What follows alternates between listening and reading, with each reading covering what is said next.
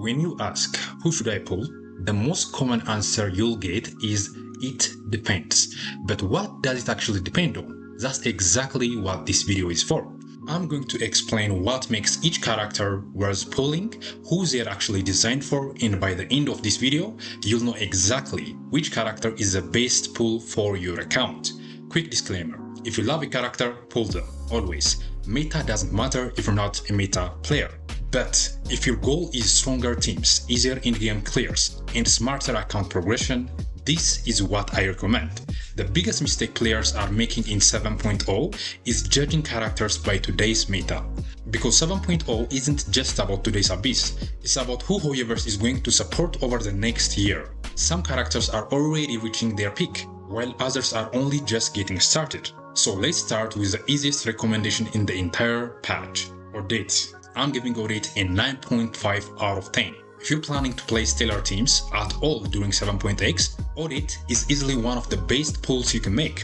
Let's start with Snezhnaya. Right now, adding Odette to a Snezhnaya team is generally around a 30k DPS increase. Depending on the rest of your team, Snezhnaya teams can reach roughly 175 to 200k DPS. But it doesn't stop there. Odette also works incredibly well with characters like Riley and Sino. And if you're planning to pull Vesna in version 7.1 or any future stellar DPS, Odette is going to be one of their best teammates as well. This is what makes her so valuable. You're not pulling her for one team. You're pulling her for an entire archetype that Hoyoverse is clearly planning to support throughout the entire 7.x cycle. And if previous regions have taught us anything, it's that Hoyoverse likes to design Abyss and Stygian enemies around the newest archetype. That means stellar teams are likely to have a much easier time clearing future in-game contents, while older teams may struggle, or in some cases, not be able to clear it at all, which means Odette is highly likely to stay relevant throughout the 7.x patches. However, there is one important exception. If you don't have Snezhnaya, you aren't planning to pull Vesna, and you don't intend to play stellar characters at all, then Odette loses almost all of her value. She's incredible, but only if you're actually investing into stellar teams. Otherwise, save your primos. Next is Arlecchino. I'm giving Arlecchino a 7 out of 10. Now, before everyone gets mad, hear me out. Arlecchino has actually made a huge comeback. Thanks to the recent Hex buffs and the new Hex support artifact set, her teams have received a massive increase in damage. As a result, her base team is now reaching around 140k DPS without requiring multiple premium 5-star characters. That's an incredibly impressive level of performance for the amount of investment required. And if you already own characters like Fischl, Mona, Sucrose, her Hex team can compete with many of the strongest DPS teams currently available. She used to be one of the easiest DPS characters to play, but with her new Hex teams and the optimized combos needed to reach the 140k DPS, she's become a bit more mechanically demanding. It's not too difficult if you're willing to learn the rotation, but if you're a more casual player, don't expect to hit those damage numbers without putting in some practice. But here is the problem. Hoyoverse isn't going to shield her going forward. As we move deeper into 7.x, more and more in-game content is likely going to favor the new regional mechanic. We've already seen this happen before, and it's becoming more noticeable every single patch. So while Arlecchino herself isn't getting weaker, the content around her is becoming less favorable. That's why I don't generally recommend pulling her anymore, unless you simply love her gameplay or you want one powerful DPS that doesn't require multiple 5-star teammates. Next is Ineffa. I'm giving her an 8 out of 10. If you're building Flins teams, Ineffa is an incredible pull. She increases Flins team damage by over 25k DPS. That's already enough to make her worth considering. But unlike many dedicated supports, Ineffa also has flexibility. She isn't locked into supporting only one character. She can work as a strong core for several other teams as well. And because she's part of the Node Cry ecosystem, she's also very likely to be shielded by future Abyss and Stygian enemies throughout 7.x. That means she'll have an easier time clearing in-game content than many older teams, not because she's getting buffed, but because the enemies are designed around her mechanics. Now here's the downside. Flins teams are already starting to struggle in the highest levels of Stygian difficulty. power creep is happening. And while the team is still very strong, it isn't scaling quite as well as some of the newer archetypes. There is also another issue. I really don't recommend pulling Ineffa by herself. Her value comes almost entirely from Flins. So if you can't also get Flins or you don't already have him, I would actually skip both for now. Speaking of Flins, I'm giving him an 8 out of 10. Flins is still one of the strongest DPS characters in the game. He's stronger than Arlecchino in terms of overall damage, and he'll continue benefiting from the Nordcry focused enemy design throughout 7.x endgames. That alone already makes him a solid investment, especially if you're planning to build lunar teams. But there's something most people aren't considering. Flins reaches around 140k DPS, just like Arlecchino.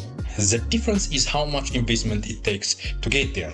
Arlecchino reaches those numbers almost entirely on her own. Flins reaches similar numbers after pairing him with Colombina and Ineffa. That's a much larger investment. So, if you already own 2 of those 3 characters, Flins becomes a fantastic pull. But if you're starting from scratch, Arlecchino actually ends up becoming the cheaper option. The only thing really pushing Flins ahead is the current Nordcry shield. The newest bosses and abyss cycles heavily favor these new mechanics. That's giving Flins an advantage that older DPS characters simply don't receive anymore. One final thing. Flins also has a much simpler combos than Arlecchino's new optimized Hex team. So if you're looking for a character that's easier to play while still dealing top tier damage, Flins has the advantage there. Now that we've gone through every character, here is how I would rank them. At the top, Odette. She's the best investment for almost anyone planning to play stellar teams during 7.x. Right behind her, I'd put the Flins and Ineffa combination. Not Flins by himself, not Ineffa by herself, the team as a whole, because together they become much stronger than either character individually. After that comes Arlecchino. She's still a fantastic DPS, especially if you're looking for a complete team without pulling multiple premium characters. Then Ineffa. Even without Flins, she has more long-term value because she can support other teams and is much more flexible as an investment. And finally, Flins. On his own, he simply isn't worth pulling. He's heavily dependent on Ineffa to reach his potential, so I don't recommend pulling either character unless you're planning to build the full team.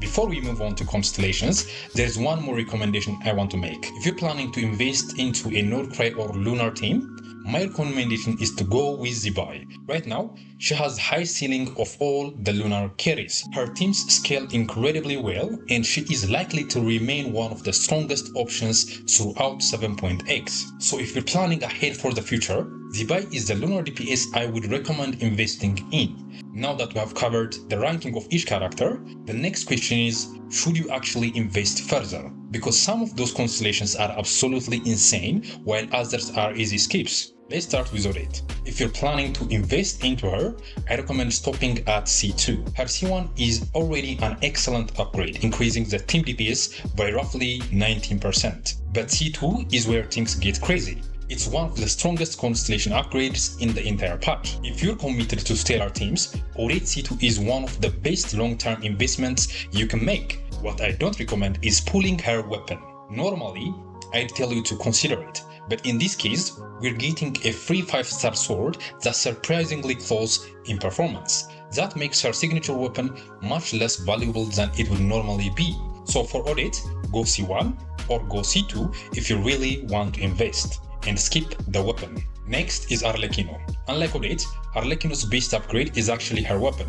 It's an enormous increase in damage. After that, I would recommend C1 and then C2. Now let's move on to Ineffa. Her weapon is, in my opinion, the best signature weapon in version 7.0. Not only is it a strong upgrade for her own teams, it's also the most flexible weapon available this patch. Even if you move away from Flins later, Ineffa continues providing value to other teams. After her weapon, I would recommend C1 and finally C2. If you're planning to invest heavily into lunar chart teams, I'd actually prioritize investing into Ineffa before Flins. Improving the support gives you more flexibility across your account.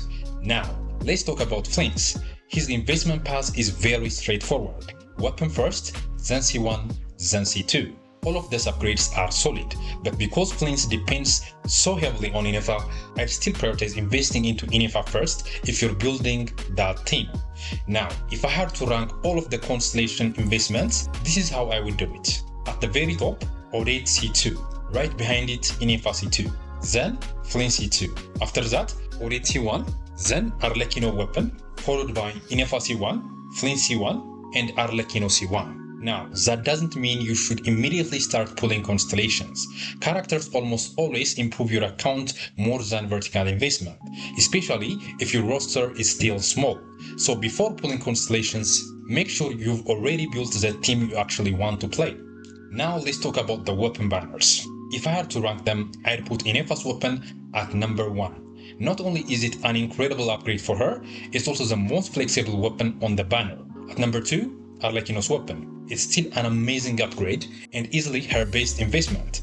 Number 3, Flins' weapon, a very strong upgrade but much more niche than the first two.